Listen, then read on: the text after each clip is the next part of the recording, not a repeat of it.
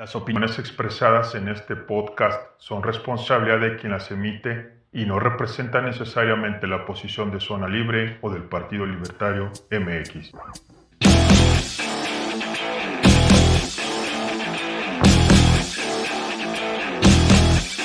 Preparados.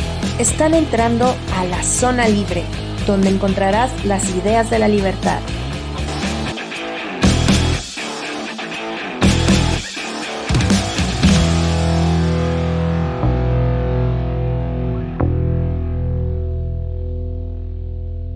Excelente, ya estamos grabando. Pues nada, estamos aquí en Zona Libre, el podcast del Partido Libertario, en donde damos voz y vida a las ideas de la libertad. Bueno, los invitamos primero que nada a visitar la página del Partido Libertario MX. Les platicamos que ya vamos avanzando en el tema de la agrupación política nacional.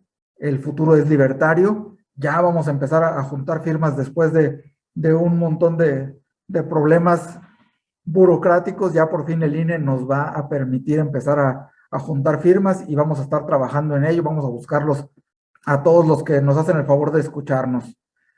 Y bueno, en este episodio nos acompaña Luis Espinosa Godet. Buenas tardes, Luis.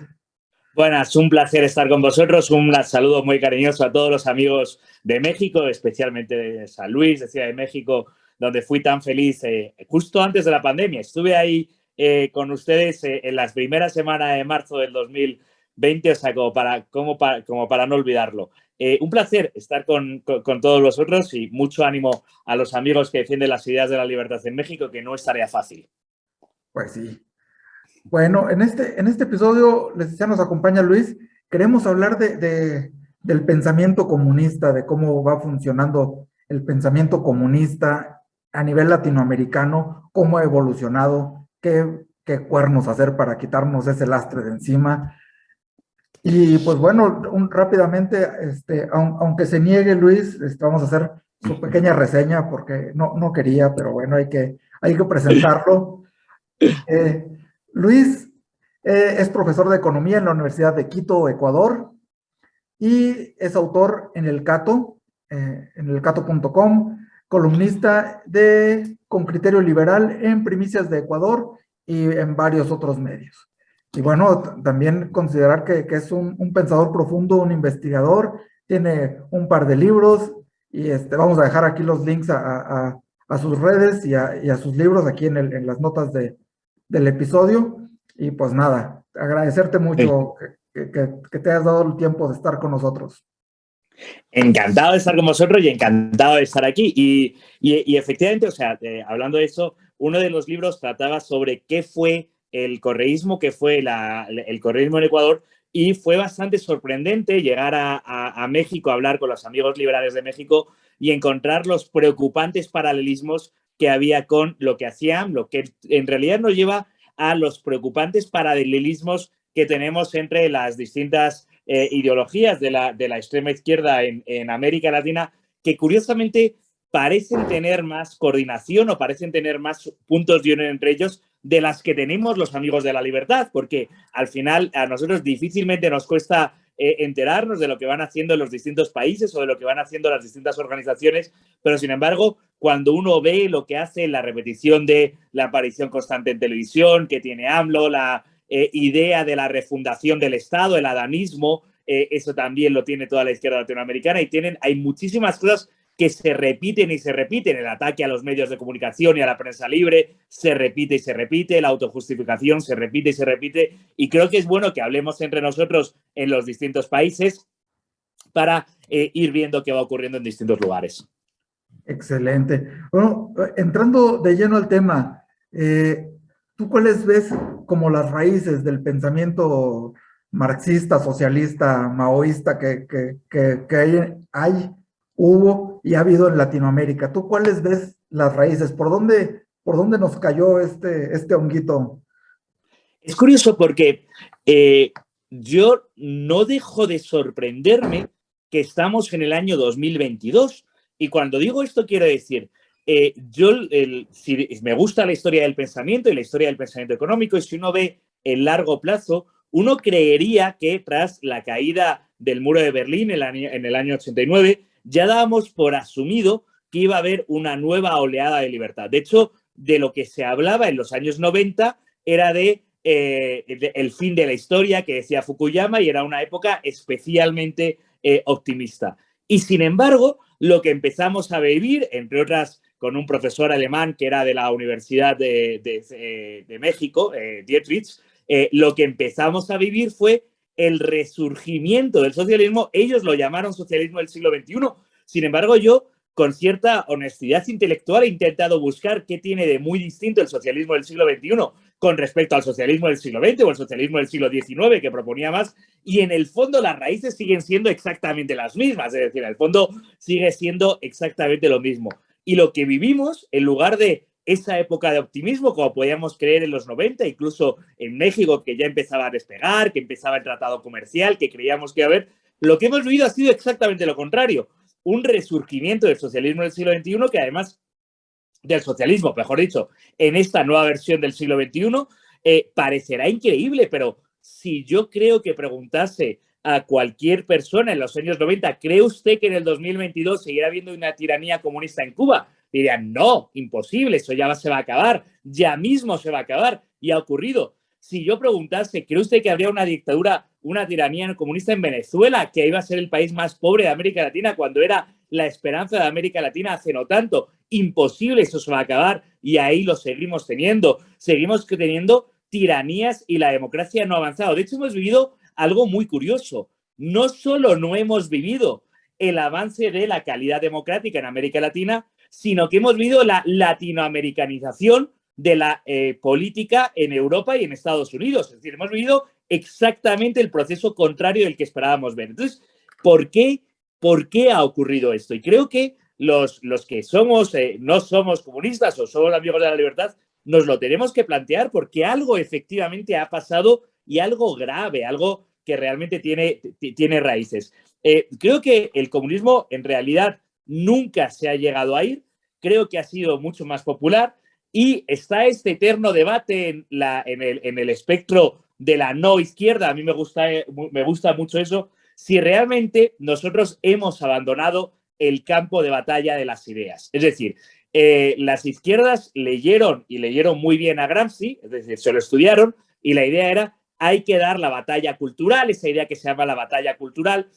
Yo más bien digo, simplemente, durante mucho tiempo, incluido en México, los amigos de la libertad creíamos que si conseguíamos un crecimiento económico a través de apertura comercial y a través de ser más eficientes, la ciudadanía mejoraría, tendríamos mejores instituciones, mejor calidad, y eso nos llevaría a abandonar las ideas empobrecedoras. Y sin embargo hemos vivido exactamente lo contrario. El caso de Chile es paradigmático. Chile sí ha tenido un triunfo económico, Chile sí ha tenido un triunfo en el ámbito de la economía y las instituciones, sin embargo no ha habido un triunfo en contra de las ideas de las izquierdas, ni ha habido una derrota moral o una derrota intelectual de las izquierdas. Es sorprendente que no haya habido una derrota moral de las izquierdas, teniendo el drama de Venezuela ahí, que les pesará sobre su conciencia porque no lo condena suficiente, teniendo el drama de Cuba ahí, que les pesará sobre su conciencia porque no lo condena lo suficiente, y teniendo el drama de Ecuador, de Argentina, con regímenes socialistas que han empobrecido tantísimo a la población. Así que sí que es una pregunta muy interesante y que creo que nos debe llevar a una mayor reflexión. Perdón que apague el micrófono, que está haciendo un poquito de aire acá en San Luis. Y eso nos lleva a otro tema. Es increíble que haya una coexistencia de esta disonancia entre la pobreza que generan todos estos regímenes y que le sigamos creyendo que a través de la redistribución van a crear riqueza, que ni sucede la redistribución porque en realidad solamente enriquecen a políticos y a una élite que ellos mismos eligen, de ahí que escogen, que son afines, que les ayudan, y no redistribuyen, no llegan al paraíso socialista, no llegan a crear al hombre nuevo, no llegan a ninguno de sus fines y sin embargo siguen y siguen y siguen creciendo. ¿Cómo es que logran conciliar esta disonancia? Eso a mí me parece muy interesante porque tiene dos puntos. Aunque cada uno de nosotros en nuestra vida particular sí que entendamos que nos podemos enriquecer y que podemos ganar dinero, y cada una de las señoras que están vendiendo unos tamales en cualquier esquinita en México sabe que a base del trabajo puede prosperar.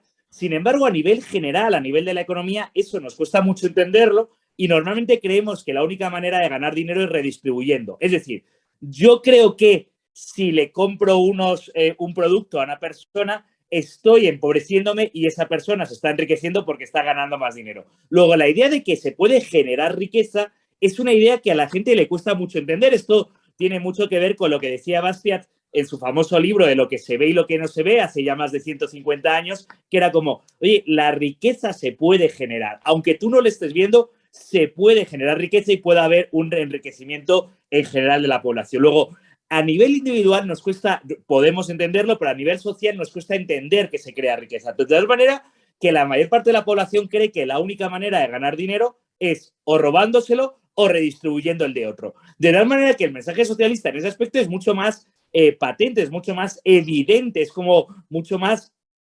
comprensible para el ciudadano común porque parece que voy a quitárselo a otro para dárselo. Entonces, eso es bastante frecuente, la idea de la redistribución es más sencilla de entender que la creación de riqueza. Porque además, cuando los liberales hablamos de la creación de riqueza, decimos, tenemos que generar un sistema que genere instituciones que genere más productividad y más incentivos y que en el medio y largo plazo nos hará más rico a todos. Claro, esto que acabo de decir es chino para cualquier persona común, es decir, no está entendiendo nada de lo que le estoy diciendo. Si yo le digo, sí, tú eres pobre porque el rico tiene mucho, voy a coger el del rico y te lo voy a dar, lo ha entendido de una.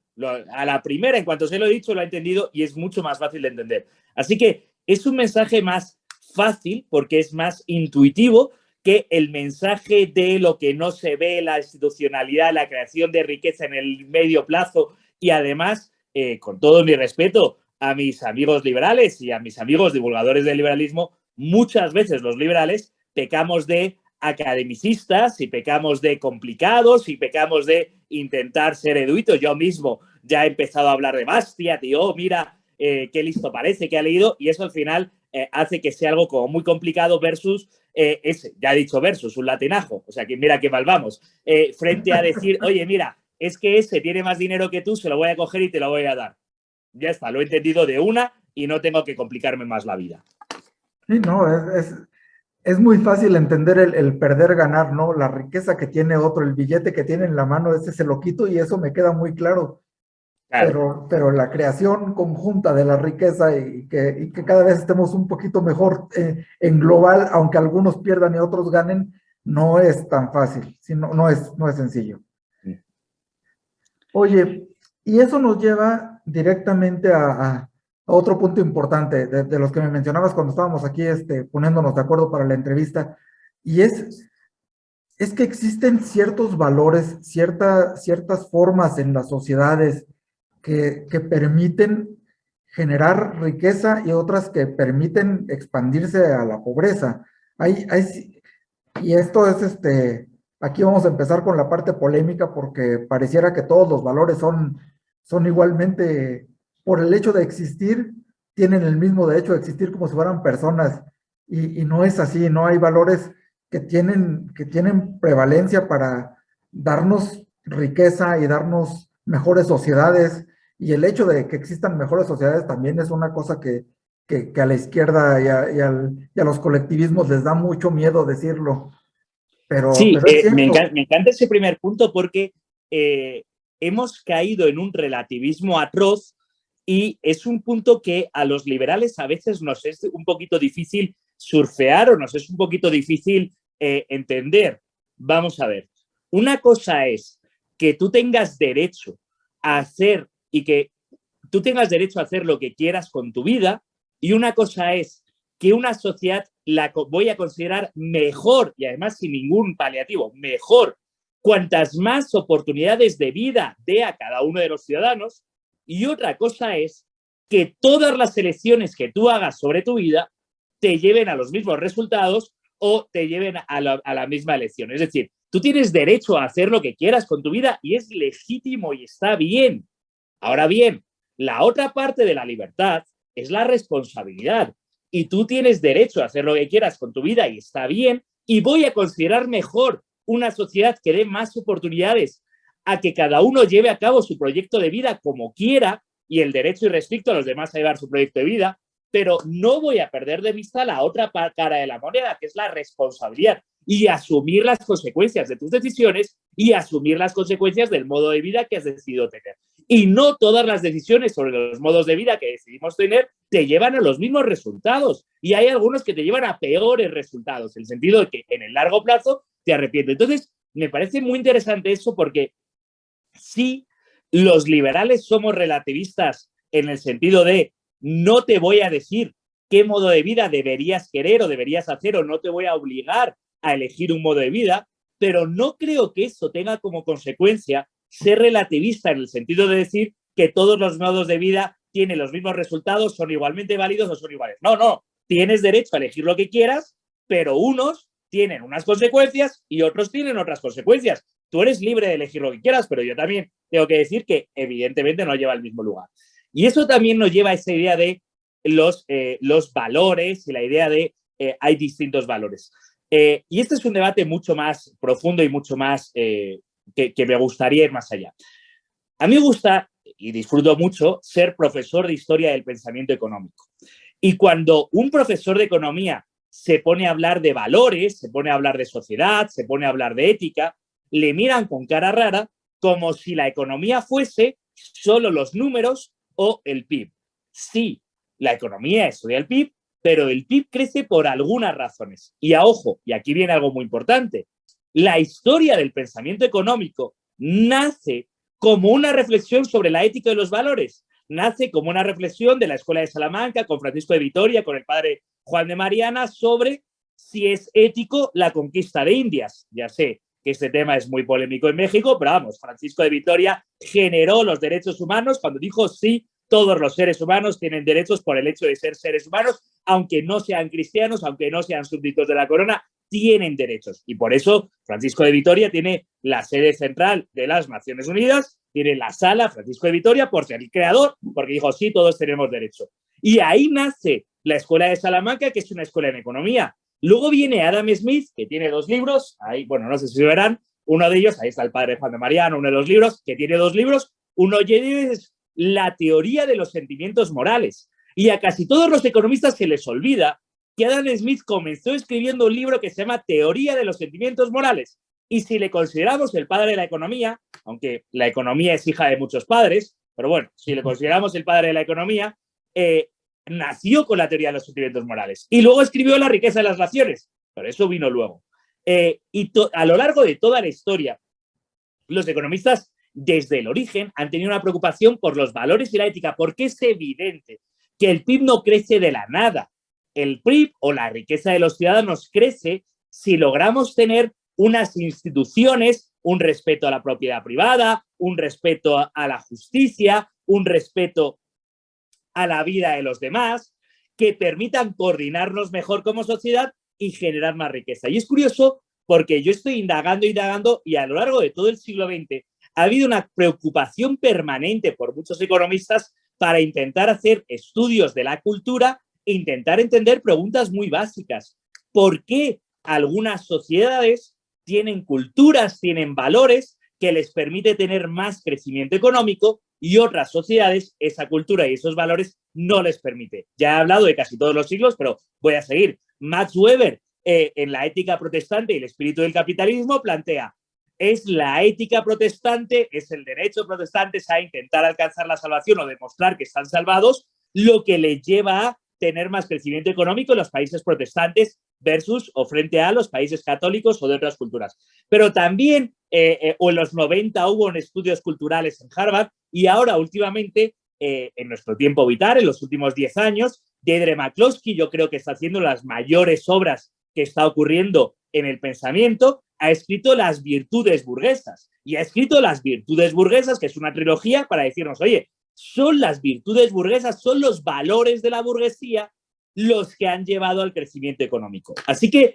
ante tu pregunta es, sí tenemos que plantearnos qué valores llevan a sociedades distintas, qué culturas le llevan a tener más prosperidad.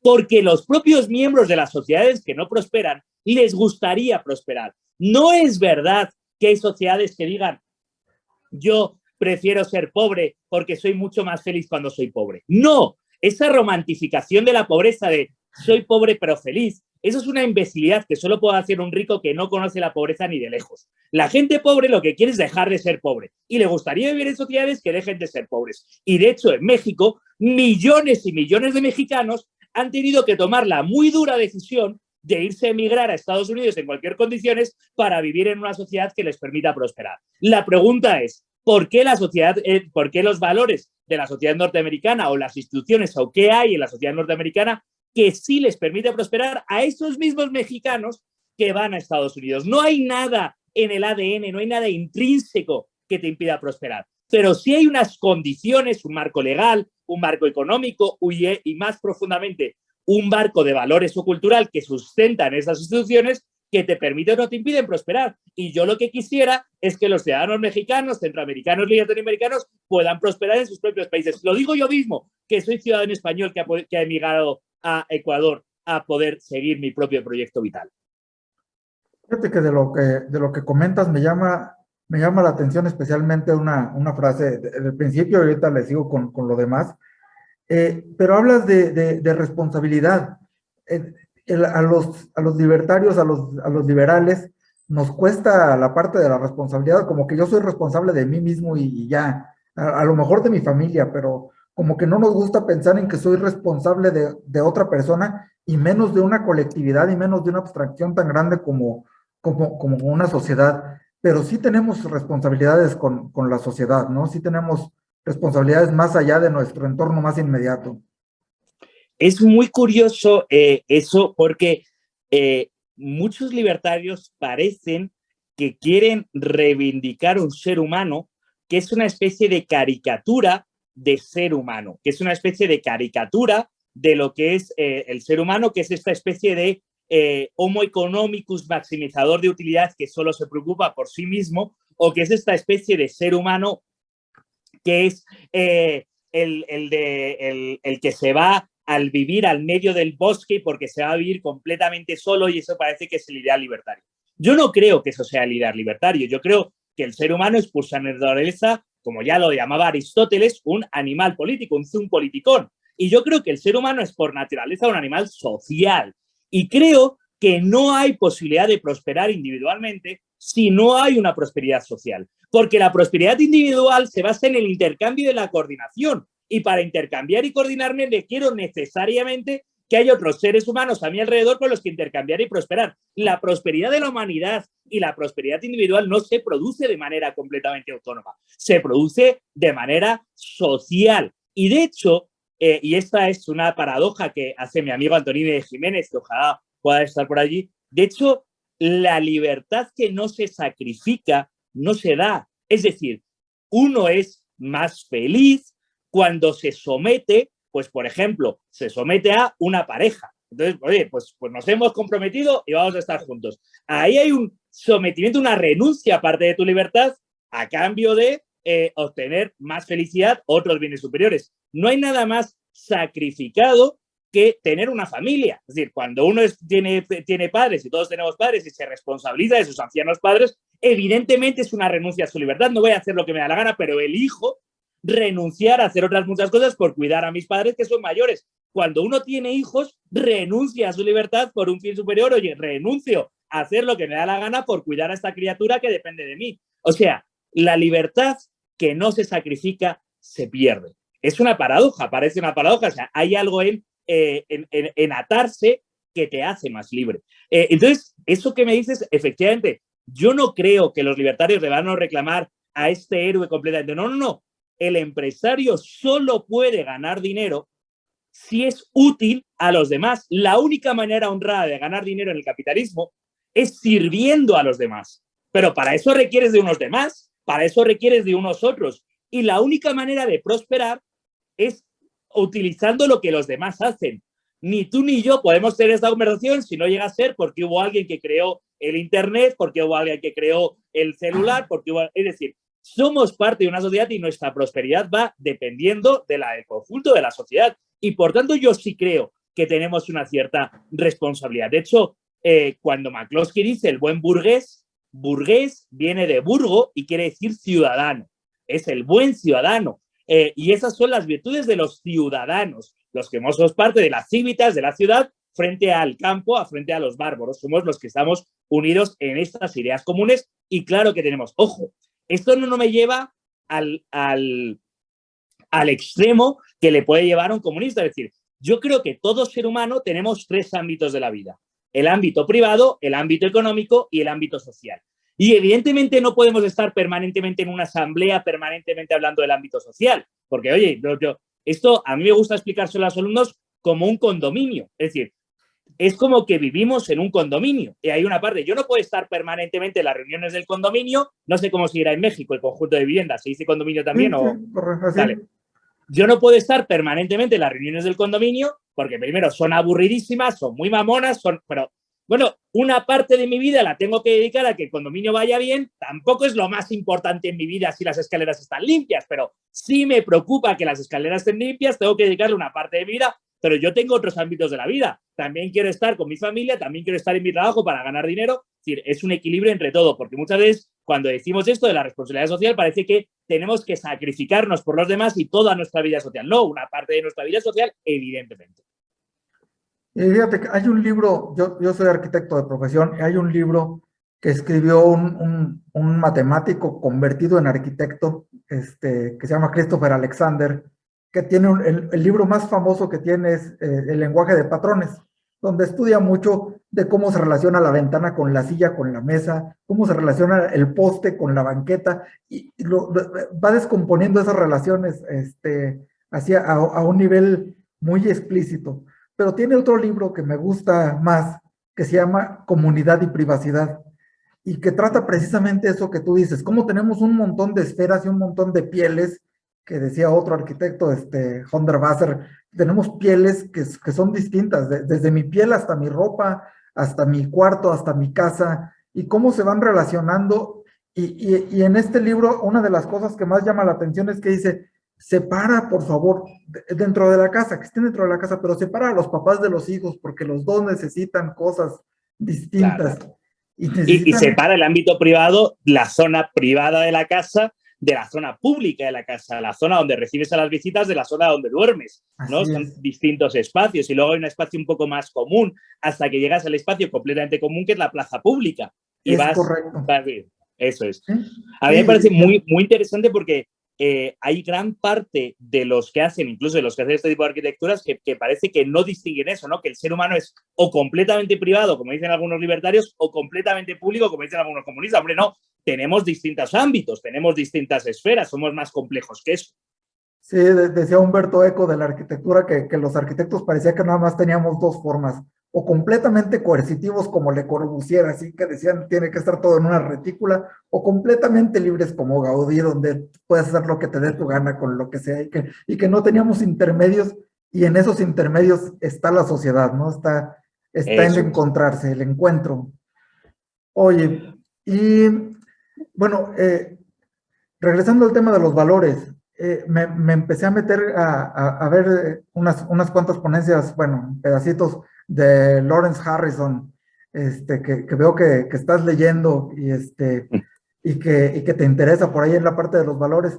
Y tiene él ya muy específico, muy definidos. Él habla de 25, pero no los muestra en la conferencia. Sí. Pero habla de una serie de valores bien específicos que son los que nos permiten crear estas sociedades prósperas y útiles. ¿Tú los tienes identificados? ¿Sabes más o menos por dónde va la...?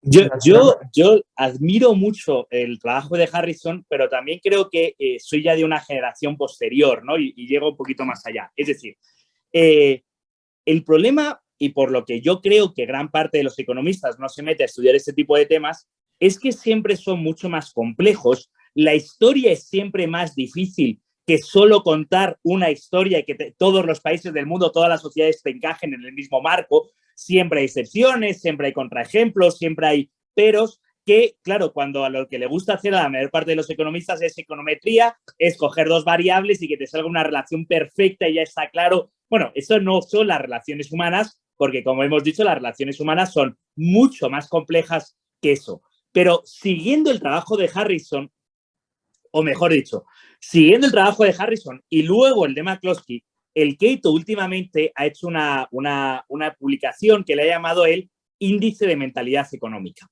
Y los que han hecho el Índice de Mentalidad Económica en el Cato, en el Cato Institute, vamos, se han basado en una preocupación que nos tiene que afectar a todos los latinoamericanos amigos de la libertad, y es ¿qué ha ocurrido en Chile? Es decir, ¿cómo es posible que hayamos estado tanto tiempo diciendo Chile es un modelo de defensa de la propiedad privada, defensa de la institucionalidad? Yo, como digo, estoy leyendo ahora artículos de los años 90 y se ponía Chile es un modelo en que los carabineros, esto es la policía chilena, se comporta de manera moderada y es un modelo en que hay poca violencia. Es decir, en todo aquello que señalábamos que es un modelo, y sin embargo ahora Chile está en este proceso de autodescomposición, descomposición interna por el nombramiento de Boric, pero por la constituyente que se han inventado de la nada. Es decir, Chile está en un proceso de descomposición social, por cierto, que no es tan nuevo. Es decir, hace unos 10 años, me puedo estar equivocando, quizá menos, 6 o 8, dos grandes liberales chilenos escribieron este libro, Diálogo de Conversos, para señalar precisamente la enfermedad de la clase media. O sea, el profesor Rojas, ya no me acuerdo del otro, para señalar la enfermedad de la clase media y el problema que empezaba a tener Chile. De tal manera que lo que han hecho en el Cato Institute es coger la encuesta de valores globales, coger 3 preguntas, algo muy sencillito, y ver, oye, ¿esta sociedad cree que el Estado debería intervenir más o menos? Claro, si cree que debería intervenir más, señal roja. ¿Esta sociedad cree que la propiedad privada debería haber más o menos? Si cree que debería haber menos propiedad privada, señal roja. Porque al final son las sociedades las que votan y al final las leyes se aprueban porque gran parte de la sociedad cree. ¿Esta sociedad cree que debe haber más redistribución y que el Estado debería quitar más de los ricos para dárselo a los pobres, o cree que el modelo de prosperidad pasa por más propiedad privada y crear más riqueza? Han hecho más o menos estas preguntas y ¿qué ha salido? Bueno, curiosamente, México, y no nos puede, creo que a vosotros que conocéis mucho mejor la sociedad mexicana, no os puede extrañar, no ha salido tan bien parado. México está en el puesto número 31 del mundo. Pero claro, es que en América Latina, Brasil, Guatemala, Colombia están muy por delante. Y si uno percibe lo que ocurre en estas sociedades, parece que es evidente. Claro que Guatemala es más pobre o le va peor a México que a día de hoy, pero en el medio y en el largo plazo, si la sociedad guatemalteca tiene otras ideas, en el medio y en el largo plazo es más probable que voten otras leyes y que tengan otras. Otra vez, son relaciones no directas, no causales, no fáciles. Son relaciones de medio y largo plazo en que pueden pasar muchas cosas. Pero hay México. Pero claro, a nadie le puede extrañar que Chile aparezca en el puesto 65 de América Latina. Digo, del mundo. Que Argentina aparezca en el puesto 64 del mundo. Que España en el puesto 63. Y son 3 países que si tú escuchas el discurso social y sigues el debate en las redes, sí que se parece bastante y sí que tiene. ¿Y a quién tenemos en los primeros puestos con mucha diferencia? A Nueva Zelanda, pero a la República Checa, por ejemplo, que también es una sociedad que tiene los valores de libertad muy altos. Estados Unidos en el puesto 4. Ojo, Estados Unidos tiene un problema grave. Los jóvenes solo serían uno de los países menos procapitalistas del mundo. La media de Estados Unidos sigue siendo muy procapitalista, pero si tú contabilizas solo los menores de 25 años, esos serían más comunistas que Corea del Norte. Ellos estarían en el extremo anticapitalista. Ya hemos visto. Pero claro, cualquiera que conozca lo que está ocurriendo en los colleges y en las universidades de Estados Unidos tendría mucho miedo de invertir $1.000 en Estados Unidos al medio y largo plazo. Es un problema toda la ideología progre postmoderna. Todo eso está ocurriendo. Así que el índice de mentalidad económica, que no es, o sea, la idea general es algo así como, sí, es muy importante que crezca el PIB, pero el PIB solo va a crecer el PIB no es importante que crezca porque sí. No es que los liberales estemos empeñados en solo el dinero, no.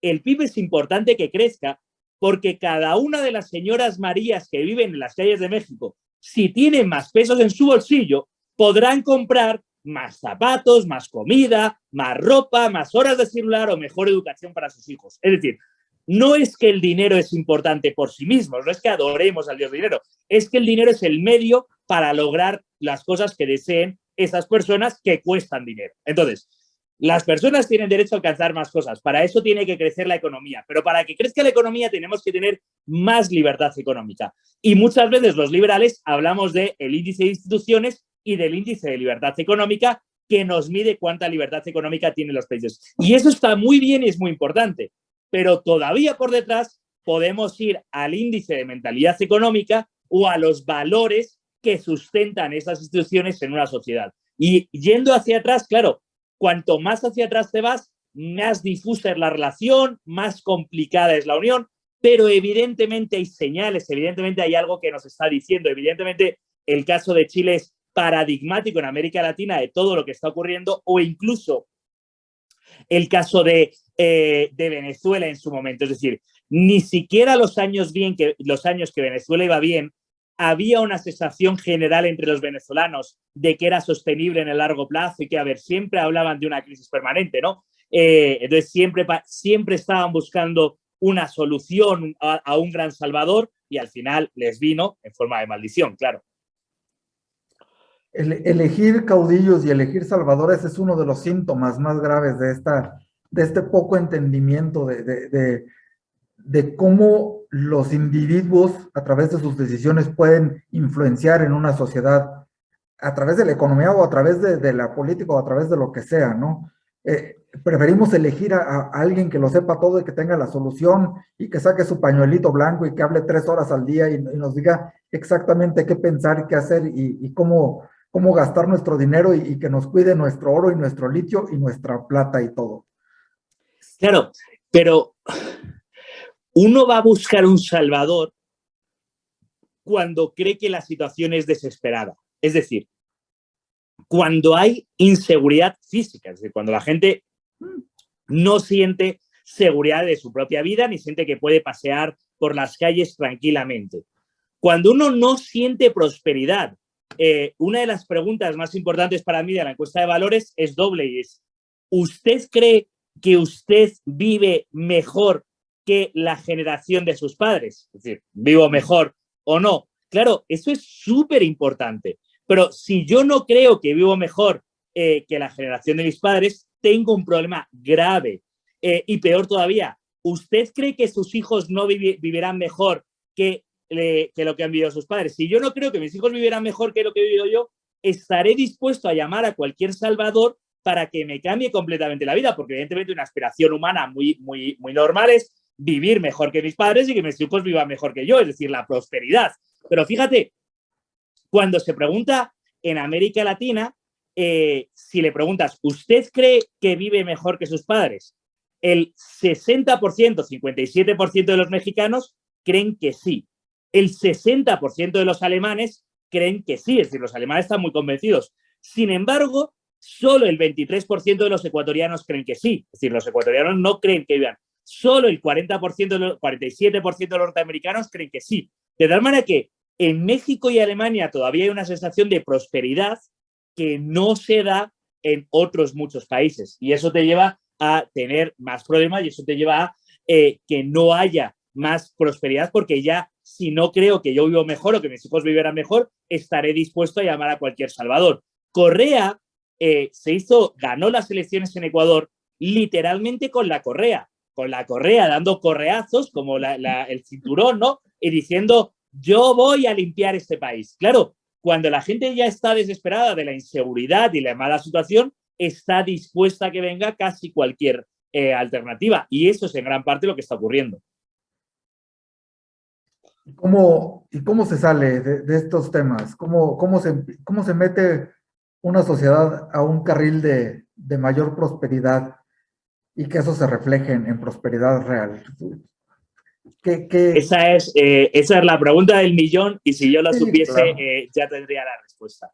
Pero creo que sí que podemos aprender bastantes cosas de nuestros amigos,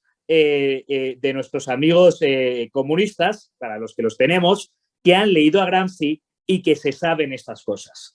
Yo animo a cualquiera de los mexicanos que nos estén escuchando que si conocen las telenovelas, ¿cómo se llaman en México las telenovelas? Sí, telenovelas. Telenovelas. Que si conocen las telenovelas, comparen las telenovelas de producción mexicana con las telenovelas de producción norteamericana. Yo no conozco gran parte de las telenovelas de producción mexicana, pero casi siempre la historia es la misma. Una pobre criada, víctima, que su aspiración para hacerse más rica es casarse con el hijo del heredero, con el que tiene un hijo, tiene un amor, y solo a través del matrimonio con el rico se redistribuye la riqueza y yo paso hacia arriba. Las telenovelas en Estados Unidos es más bien confiar en un golpe de suerte. Y la idea es, hay una pelea entre los ricos y los pobres, y estamos enfrentados, siempre la suegra o la madre de la hacienda es la mala malísima, y siempre tenemos un problema entre ricos y pobres. Las telenovelas en Estados Unidos tratan más bien de, yo he conseguido emigrar a Estados Unidos, monté un pequeño negocio, pero qué suerte tuve, que me fue muy bien y me hice rica, y luego tuve un romance con otro que está. Pero ahí no hay simplemente el elemento de me tengo que casar para hacerme rico. Ahí está el elemento de he conseguido prosperar con otros medios. Ese tipo de ideas que son las que calan en la sociedad, claro que no es tan fácil, claro que no haciendo una nueva telenovela vamos a cambiar toda la sociedad, pero ese tipo de ideas que calan en la sociedad son las que en el medio y en el largo plazo terminan teniendo consecuencias. Si yo creo permanentemente que los ricos son malos y los pobres son buenos y necesito a alguien que luche en nombre de los pobres, terminaré votando a cualquier líder populista que me prometa la revolución. Si yo creo que yo tengo que defender mi propia familia, mi propia propiedad, aunque sea poquito, pero es mi propiedad y quiero defenderla, y necesito a alguien que permita defender y que yo por mí mismo puedo llegar mucho más lejos, terminaré votando a alguien que me garantice esas otras cosas. Gran parte del discurso termina teniendo consecuencias. Está muy bueno, está buenísimo. ¿Cómo andan en Ecuador? Ya van saliendo de temas de comunismos y de comunismo, de socialismo del siglo XXI, ¿o no? Bueno, tengo que decir que en Ecuador la situación es más complicada de la que a muchos nos gustaría, y la pregunta que nos planteamos ahora en Ecuador es si estamos ante si Lasso va a ser un nuevo Macri o un nuevo Piñera. ¿Qué quiero decir con esto? Si conseguimos derrotar en las urnas por muy poco al correísmo, al socialismo del siglo XXI, lo cual demuestra que es posible, pero que no es nada fácil, se ganó las elecciones con muy poquito, pero una cosa fue ganar las elecciones y otra cosa es hacer las reformas necesarias para mejorar el país. En primer lugar, hay un grave problema de delincuencia, en gran parte además con cárteles mexicanos que están utilizando Ecuador para la ruta de la droga y por tanto de enfrentamiento entre ellos. Hay un grave problema de delincuencia, hay un grave problema de la administración del Estado, es decir, la estructura del Estado la creó el correísmo y es muy difícil cambiar las dinámicas, y hay un grave problema de bloqueo político porque el presidente tiene poder, pero no tanto, y la Asamblea no tiene ni una mayoría ni nada que se le parezca, por tanto hay un cierto bloqueo político. Por tanto, pasan los años, ya casi un año desde que ganó Lasso, prácticamente un año, y sin embargo no se notan las mejoras o la prosperidad. Y eso, claro, a los ciudadanos les genera cierta frustración no ver cumplidas las promesas que se les hizo, y eso genera cierto problema. ¿Y eso a qué nos puede llevar? Hombre, pues nos puede llevar a que en Argentina, como en Argentina, vuelva a ganar el kirchnerismo, a que como en Chile gane la izquierda una vez más, o se proponga esa locura del proceso constituyente, etcétera, etcétera. Así que yo, claro,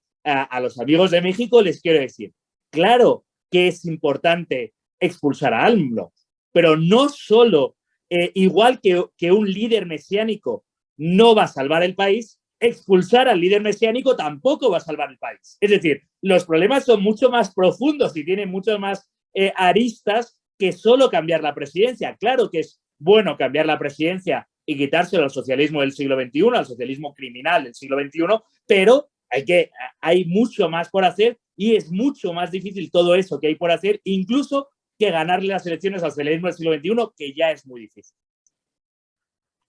Hablábamos hace ratito, antes de entrar al aire, precisamente de cómo los grupos socialistas se fagocitan dentro de sí mismos, cómo se van desarmando para que al final prevalezca ni siquiera el candidato más idóneo para salir de eso, ni el que lleve adelante el proyecto, sino el que sobrevive. Y eso es una bronca.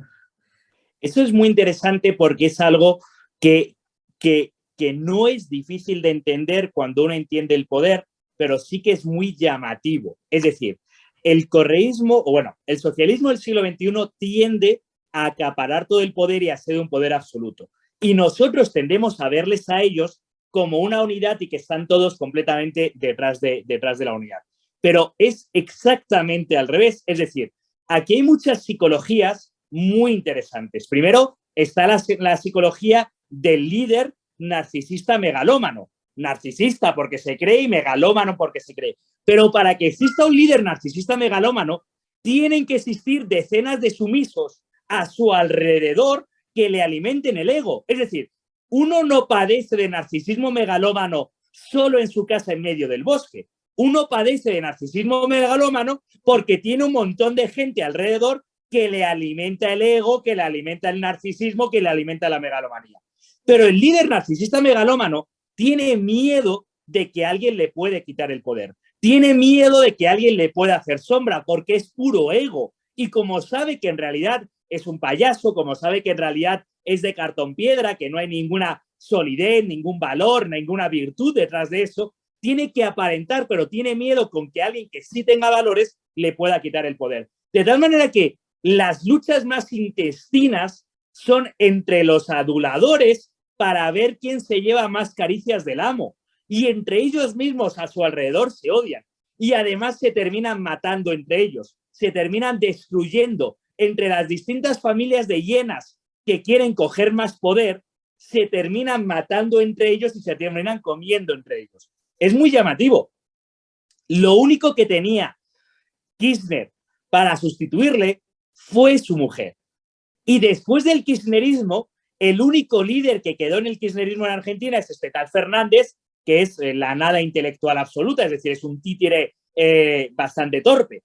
Es sorprendentemente torpe. O sea, de verdad, que Argentina es un país donde hay mucha gente muy inteligente y ese tío es muy tonto. O sea, es sorprendentemente torpe. Cuando Chávez destruyó a todos los generales con los que dio el golpe de Estado, al final lo único que quedaba por allí es el conductor de autobuses, que era el más saludador, el más lamedor del líder, y fue el único que quedó por allí, que ahora está completamente enfrentado con el líder del Cartel de los Soles, con la otra familia, pero al final se han destruido todos sus cuadros medios. En Ecuador, el correísmo, en 10 años, no quedó ni un solo ministro desde el primer gobierno de Correa hasta el último, y tuvo más de 30 ministerios, ministros fueron más de 90, ni uno aguantó el periodo. Y al final, ¿a quién nombraron? A un tal Arauz, que era la nada absoluta, era una campana, o sea, le dabas así, resumaba, porque era la nada absoluta, era la nada retumbando, la nada nadeando, así. Es curioso porque eso es muy habitual que ocurra. Luego, a los amigos de México no les extrañe si según va avanzando el periodo de AMLO, van a ver las luchas intestinas entre ellos mismos y van a ver que entre ellos mismos se terminan destruyendo. Claro, cuando esto le está infectado de una ideología destructiva, es destructiva para todos, incluidos para ellos mismos, incluido para sus propios pilares. No hay apenas ningún partido. Una de las grandes ventajas que tenemos los que no somos comunistas es que los comunistas tienen una larga tradición de matarse entre ellos. Es decir, lo que más odia a un comunista es un estalinista, lo que más odia a un estalinista es un maoísta, lo que más odia a un maoísta es un estalinista. Entre ellos tienen decenas. La historia de los partidos comunistas de América Latina es la división de la división de la división. Si algunos dentro del movimiento liberal o libertario pueden creer que nosotros estamos divididos porque tenemos randianos, rothbardianos, tenemos objetivistas, tenemos minarquistas, tenemos liberal conservadores que vean la historia de los movimientos comunistas en América Latina. O sea, nosotros somos paz y armonía en comparación con ellos. Nosotros somos la felicidad pura y la familia bien avenida. Entonces, es de eso una de las ventajas de las que nosotros nos podemos aprovechar observándolas desde la distancia. Uy. Que se pongan todos en los zapatos de Trotsky, que mandaron a matarlo aquí, hasta México lo vinieron a perseguir para matarlo. Y lo mandó a matar el Ramón Mercader y su madre, que estaban los dos más para allá que para acá. Los dos estaban bastante loquitos, el Ramón Mercader y el Piolet. Sí. Nunca vi el Piolet. No sé si el Piolet se sabe de qué fue del Piolet o quedó en algún lado. Fíjate que no lo sé, pero hay un libro buenísimo de un cubano, que se llama El hombre que amaba a los perros, que narra toda la historia y es buenísimo. Lo narra en 3 tiempos. Lo narra desde Cuba, donde retiraron a Mercader, desde la Cuba del presente a la Guerra Civil Española, a México, y lo narra ahí cruzando todas las líneas de tiempo. Muy, muy padre. Padura. ¿Me puede repetir el título? Leonardo Padura, El hombre que amaba a los perros. Estupendo, ya toma nota. Sí. Bueno, en ese libro precisamente lo cito porque había socialistas muralistas ahí de mexicanos que son muy famosos, que son el orgullo de todos los socialistas aquí de México. Y bueno, Diego Rivera y Siqueiros, ambos socialistas, súper peleados. Siqueiros terminó mandándole un cuadro de regalo a Mercader a la cárcel, porque cuando lo mandaron a la cárcel, porque aparte de todo, se dice que Mercader también tuvo sus que veres con Frida Kahlo mientras estuvo hospedado en la casa de ambos. Mientras estuvo en la casa de ambos. O sea, por cierto, que cuando hablábamos de los mitos y cuando hablábamos de la cultura como lo que va generando, claro, México sigue teniendo como gran heroína y lideresa del feminismo a Frida Kahlo. Es difícil encontrar una mujer más sumisa y es difícil encontrar una persona más nefasta en el ámbito privado y familiar que Mercader y Frida Kahlo, que, como muy bien dices, alojaron en su casa a un asesino sabiendo que iba a ser asesino y aún así son grandes líderes de los movimientos pacifistas, de los movimientos internacionalistas. Mira, que estos señores, aparte del maltrato al que se sometía el uno a la otra, para que luego sea líder del feminismo los dos, está el que alojaron en su casa a un asesino sabiendo que iba a asesinar.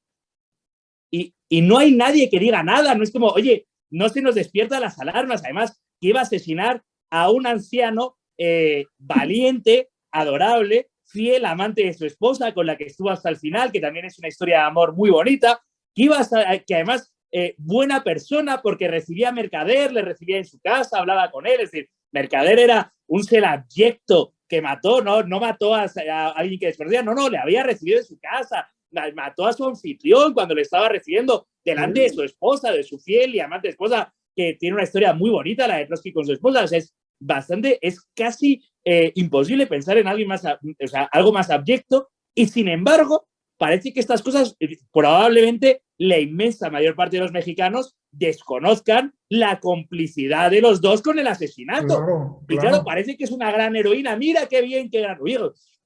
Que a mí, alguien que ha conspirado para matar a otra persona, no me parece muy adorable. Es decir, si yo creyese que mis grandes líderes intelectuales han dedicado a asesinar personas, pues duraría de seguir promocionándolos. O sea, disfrutaría de su obra artística o intelectual, pero dudaría cómo ponerlos modelo de vida. Pero es que les seguimos poniendo en modelo de vida. Y es eso, decir estas cosas que son estrictamente verdad. Y si cualquier persona que nos está escuchando duda de mis palabras o cree que estoy exagerando, le animo a buscar toda la información del caso y a poner más información. Estoy diciendo cosas que son estrictamente verdad y que debería ser de conocimiento habitual para cualquier persona con una cultura media y deberían dar. Sin embargo, cuando yo llego a México, con todo mi cariño y mi amor a Ciudad de México, me dicen, grandes lugares para visitar en México, la casa de Frida Kahlo.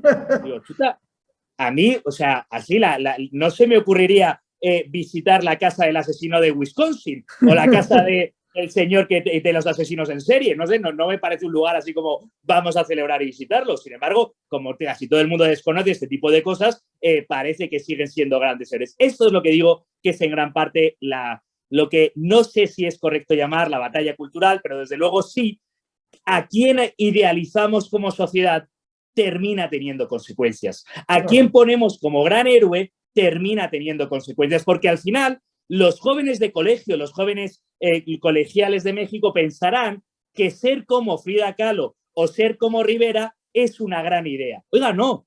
Ser como Frida Kahlo, ser como Rivera no es ningún modelo. Ninguno de los dos son ningún modelo. Es verdad, tenían mucho talento artístico, pero eso no les convertía en modelo de nada.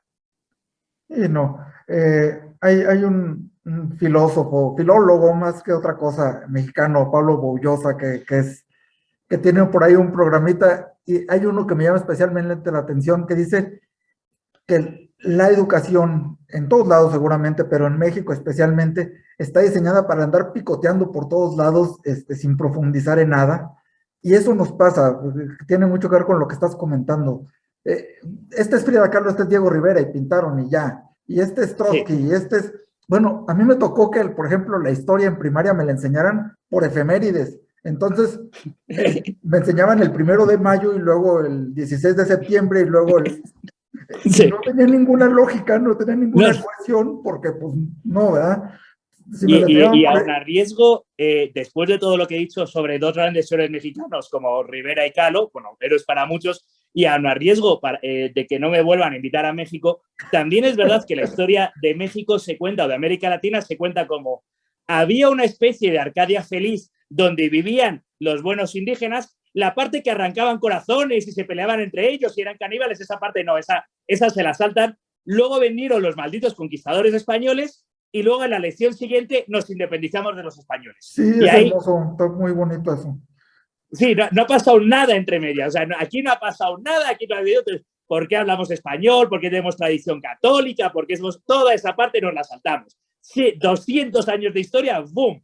Esa no cuenta, esa no es nuestra historia, claro, al final. Pero por cierto, este es un problema que México, el problema de la mexicanidad, ¿cómo se llama? El gran poeta mexicano es el que yo le he leído.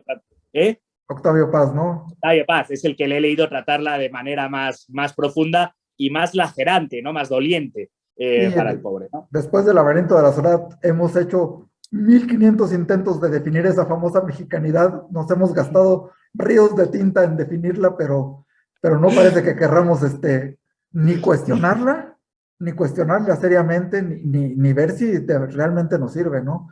Yo creo que preguntarnos un día, oye, ¿y todos estos mitos sirven? Sería un ejercicio interesantísimo que no estamos dispuestos a hacer. Pero al final quizás una parte de lo que yo estoy diciendo es también desde este lado tenemos que entender que las sociedades se conforman con mitos, ritos y hitos. Es decir, necesitas de los tres. Y no vale solo con decir ese mito no, si no somos capaces de construir, de proponer algo, de hablar de algo. Es decir, sería muy... no conozco, fíjate, claro, no lo conozco y no es casualidad que no lo conozca, ningún caso de ningún empresario mexicano, ninguna empresaria mexicana, ninguna historia de éxito de algún mexicano o mexicana que haya llegado y que pueda servir para generar nuevos mitos. Mitos no en el sentido de inventarte la historia, sino de referentes comunes al que admiramos, historias que nos repetimos a nosotros mismos de aquello que admiramos y de aquello que nos gusta. Creo que quizás la música mexicana sí que ha dado eso, ¿no? Referentes autorreferenciales, que si alguien quiere hacer nueva música en México, necesariamente tiene que conocer quién era Juan Gabriel, quién era Los Fernández, quién era toda esa tradición en la que está. Pero en la cultura económica, como si alguien quiere ser empresario, no tiene un referente que tiene que conocer y sobre el que tenemos que volver porque toda la sociedad conoce y vuelve sobre ellos. En ese sentido, los mitos son importantes para configurar una sociedad, son imprescindibles, de hecho. Nosotros somos la historia que nos contamos a nosotros mismos, como individuos y como sociedad. Sí, no, los caudillos que hemos tenido son padrotes.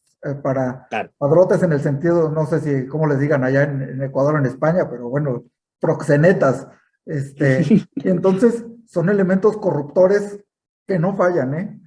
Claro. Si todavía el modelo de mexicanidad es Pancho Villa, otro ser bastante despreciable, asesino, o sea, claro, es que yo no sé si van a invitar a México, vamos, que Pancho Villa no es ningún ser que es como, oh, qué viento, ojalá seamos todos como Pancho Villa, hombre, no, ojalá haya pocos Pancho Villas en el mundo, porque sí, pero el mito de la mexicanidad desde Estados Unidos y desde el propio México se construye en base a Pancho Villa. Pero con Pancho Villas no vas a construir una sociedad próspera. Con Pancho Villas vas a construir una sociedad mucho más pobre, porque al final es la violencia y es la imposición de la violencia. Pero claro, si a los niños del colegio les contamos que Pancho Villa era un gran héroe, es que tenemos un problema. Y fíjate que en esto viene a lo que yo intentaba decir antes. A los niños en el colegio en Estados Unidos les cuentan que Washington era un gran héroe. Sí, Washington podía tener esclavos, pero al final era un señor que tenía una plantación, que intentó hacer lo mejor por su país, que rechazó ser rey de su país. Cuando le ofrecieron el poder, lo rechazó y que se dedicó a esforzarse por escribir una constitución que sea igual para todos. Claro, si tienes una sociedad en que queremos llegar a ser como Washington, es más probable que sea próspera si tenemos una sociedad en que todos queremos ser como Pancho Villa, pegándonos tiros los unos a los otros. Claro, es que al final del camino estas cosas importan. ¿Quieres decir que solo con eso se explica la prosperidad de Estados Unidos? No, pero que hay elementos ahí que hacen un magma que hacen que sea más probable que ocurra una cosa a lo contrario. Perfecto. Oye, o sea, no quiero abusar más de tu tiempo y te agradezco muchísimo que hayas aceptado la invitación y pues no sé si quieras cerrar con algún mensaje con la vista para adelante, un mensaje más esperanzador que lo último que hemos comentado en estos minutos. Hombre, teniendo en cuenta que el problema de la mexicanidad lleva como 70 años en México y no lo hemos resuelto ahora, pues creo que es más difícil. No, yo sí quiero decir, insisto, a mí me encantaría que me vuelvan a invitar a México y ser muy feliz en México como lo fui la última vez que fui. Pero sí que me encantaría ir a un México cada vez más próspero, más libre. Y creo que es importante que entre los amigos de la libertad de América Latina nos conozcamos mejor y conozcamos mejor a lo que nos enfrentamos. Porque cuando yo veo a lo que se enfrentan en México con la AMLO, es tan parecido a lo que ocurrió en Ecuador. De hecho, creo que es sabido y consabido que gran parte de los ministros prófugos de la justicia en Ecuador están refugiados en México, ¿no? Allí, por cierto, con algún que otro etarra que también está por allí refugiado en México. Querido México, se podría mejorar un poquito el proceso de extradición, nos iría refugiado no, están de asesores en el gobierno. Refugiados estarían escondidos, pero están a la vista. Están ahí para que los veamos todos. Pues es bueno que conozcamos lo que hacen unos y otros y es bueno que nos conozcamos entre nosotros porque es bueno que tengamos luchas comunes. No solo, es decir, a ver si lo digo claramente, sin Cuba y Venezuela no existiría Bolivia, Honduras, Argentina o México. Es decir, ellos tienen sus propias redes, sus propias esos, y nosotros tenemos que ser muy conscientes que todo viene de distintos lados. Y es bueno que nos conozcamos entre nosotros también para saber lo que está ocurriendo. Así que encantado, deseando volver a visitar mi México lindo y querido, que lo quiero mucho, de verdad, a pesar de todos los problemas, pero uno solo se queja de lo que le duele y solo le duele lo que quiere. Uno solo se queja de lo que tiene cercano al corazón. Así que espero no haber ofendido, bueno, sí, espero haber ofendido a alguien porque si no, no hubiese sido divertido, pero espero que a los que no les he ofendido me puedan volver a invitar. Excelente, Luis, muchísimas gracias. Dejamos todas tus redes en las notas para que no haya que decirles ni que estarlas apuntando. Ahí están en las notas, tus libros, todo. Y de nuevo, muchísimas gracias. Una plática muy profunda, muy esclarecedora y te lo agradezco muchísimo. Encantado, un placer. Chao. Gracias.